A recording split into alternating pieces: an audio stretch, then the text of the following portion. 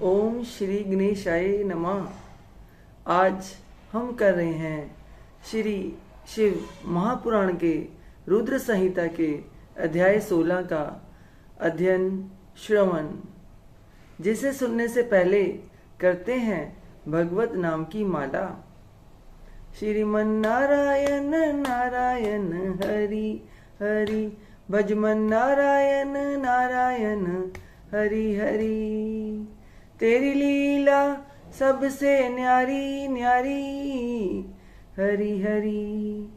ओम नमः शिवाय, शिवजी सदा सहाय। ओम नमः शिवाय, शिवजी सदा सहाय। ओम नमः शिवाय, शिवजी सदा सहाय।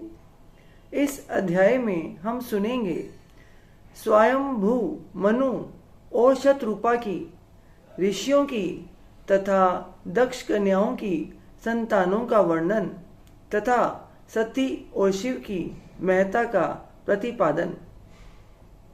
ब्रह्मा जी कहते हैं, नारद, तदंतर मैंने शब्द, तन्मात्रा आदि सूक्ष्म भूतों को स्वयं ही पंचीकृत करके अर्थात उन पांचों का परस्पर सम्मिश्रण करके उनसे स्थूल आकाश, वायु, अग्नि, जल और पृथ्वी की सृष्टि की। पर्वतों, समुद्रों और वृक्षों को आदि को उत्पन्न किया। कला से लेकर युग पर्यंत जो काल विभाग है उनकी रचना की। मुने उत्पत्ति और विनाश वाले और भी बहुत से पदार्थों का मैंने निर्माण किया, परंतु इससे मुझे संतोष नहीं हुआ। तब साम शिव का ध्यान करके मैंने साधन परायण पुरुषों की सृष्टि की।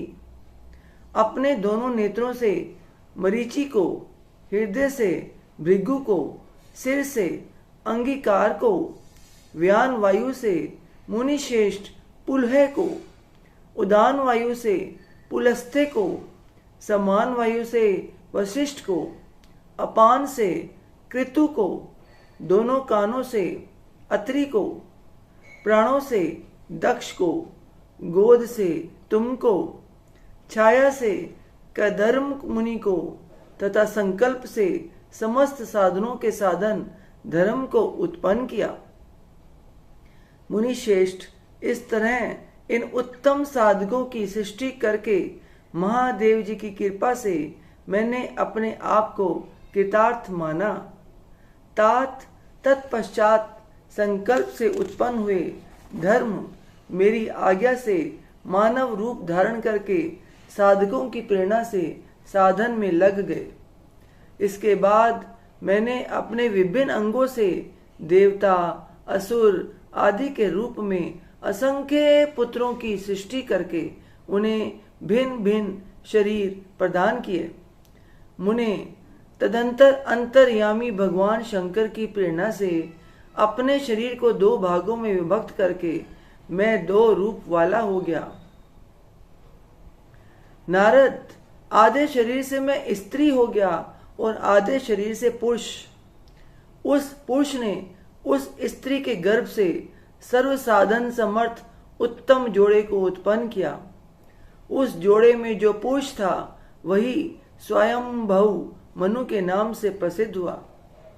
स्वयंभू मनु उच्च कोटि के साधक हुए तथा जो स्त्री हुई वह शतरूपा कहलाई। वह योगिनी एवं तपस्विनी हुई। तात मनु ने वैवाहिक विधि से अत्यंत सुंदरी शतरूपा का पाणी ग्रहण किया और उससे वे मैथुन जनित सृष्टि उत्पन्न करने लगे। उन्होंने शतरूपा से प्रिय व्रत और उतानपाद नामक 2 पुत्र और 3 कन्याएं उत्पन्न की। कन्याओं के नाम थे आकुति, देवहूति और प्रसूति। मनु ने आकुति का विवाह प्रजापति रुचि के साथ किया। मझली पुत्री देवहूति कदर्म को ब्याह दी और उतानपाद की सबसे छोटी बहन प्रसूति प्रजापति दक्ष को दे दी। उनकी संतान परंपराओं से समस्त चराचर जगत व्याप्त है। रुचि से आकुति के गर्भ से यज्ञ और दक्षिणा नामक स्त्री पुरुष का जोड़ा उत्पन्न हुआ। यज्ञ के दक्षिणा से 12 पुत्र हुए। मुने कधर्म द्वारा देवहूति के गर्भ से बहुत सी पुत्रियां उत्पन्न हुई।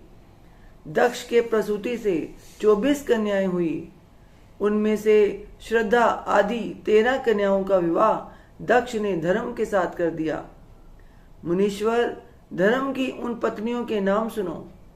श्रद्धा, लक्ष्मी, धृति, तुष्टि, पुष्टि, मेधा, क्रिया, बुद्धि, लज्जा, वसु, शांति, सिद्धि और कीर्ति, ये सब 13 हैं। इनसे छोटी जो शेष 11 सुलोचना कन्याएं थी, उनके नाम इस प्रकार हैं: ख्याति, सती, संभूति, समृति, प्रीति, क्षमा, सन्नति, अनसुया, ऊर्जा, स्वाहा तथा स्वधा। भृगु, शिव, मरीचि, अंगिरा मुनि, पुलस्ते, पुलह, मुनिशेष, कृतु, अत्रि, वशिष्ठ, अग्नि और पितरों ने क्रमशः इन ख्याति आदि कन्याओं का पाणी ग्रहण किया। भृगु आदि मुनिशेष साधक हैं। इनकी संतानों से चराचर प्राणियों सहित सारी त्रिलोकी भरी हुई है। इस प्रकार अंबिकापति महादेव जी की आज्ञा से अपने पूर्व कर्मों के अनुसार बहुत से प्राणी असंख्य श्रेष्ठ द्विजों के रूप में उत्पन्न हुए। कल्प भेद से दक्ष के 60 कन्याएं बताई गई हैं। उनमें से 10 कन्याओं का विवाह उन्होंने धर्म के साथ किया।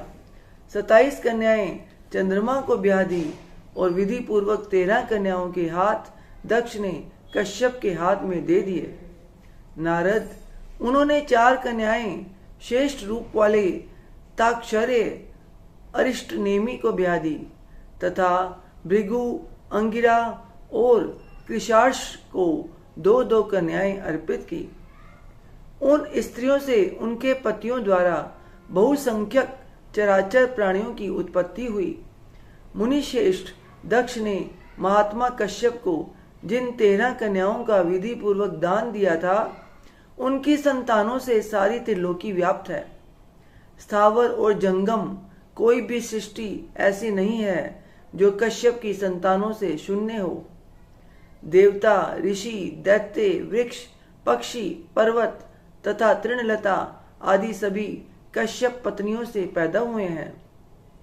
इस प्रकार दक्ष कन्याओं की संतानों से सारा चराचर जगत व्याप्त है। पाताल से लेकर सत्यलोक पर्यंत समस्त ब्रह्मांड निश्चय ही उनकी संतानों से सदा भरा रहता है, कभी खाली नहीं होता। इस तरह भगवान शंकर की आज्ञा से ब्रह्मा जी ने भली भांति सृष्टि की।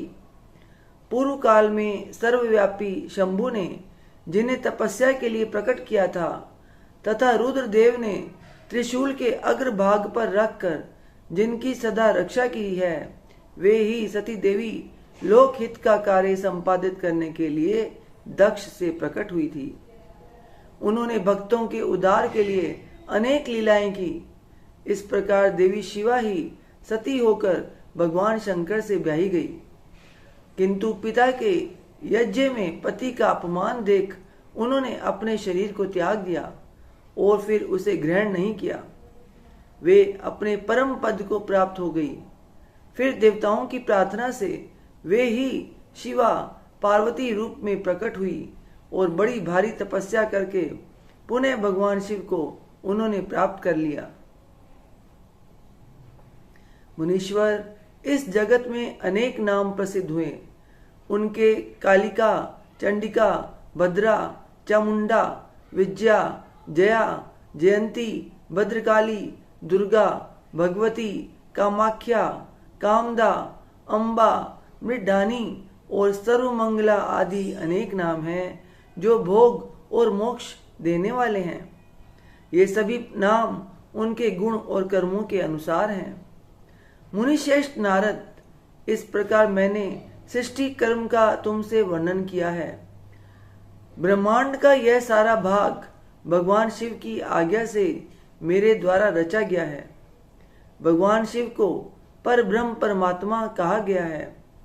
मैं विष्णु तथा रुद्र ये तीन देवता गुण भेद से उन्हीं के रूप बतलाए गए हैं। वे मनोरम शिवलोक में शिवा के साथ स्वच्छंद विहार करते हैं। भगवान शिव स्वतंत्र परमात्मा हैं, निर्गुण और सगुण भी वे ही हैं। इति श्री अध्याय 16। ओम तत्सत। श्रीमन नारायण नारायण हरि हरि, भजमन नारायण नारायण हरि हरि। तेरी लीला सबसे न्यारी न्यारी, हरि हरि।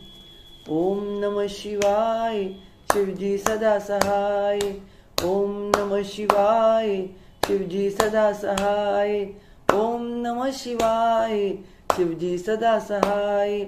ओम नमः शिवाय, शिवजी सदा सहाय। हे ईश्वर, आपकी बच्चे से आपकी पूजा अर्चना करने में, आपकी कथा उच्चारण करने में कोई गलती हो गई हो तो अपनी बच्ची समझकर क्षमा कीजिएगा। अपना आशीर्वाद भरा हाथ, अपनी कृपा दृष्टि हमेशा हम सब पे बनाए रखिए। बोल सांचे दरबार की जय। जयकारा शेरों वाली दा। बोल सांचे दरबार की जय। जयकारे वाले नू मिठिया मुरादा। बोल सांचे दरबार की जय। जय माता दी, जय माता दी, जय माता दी।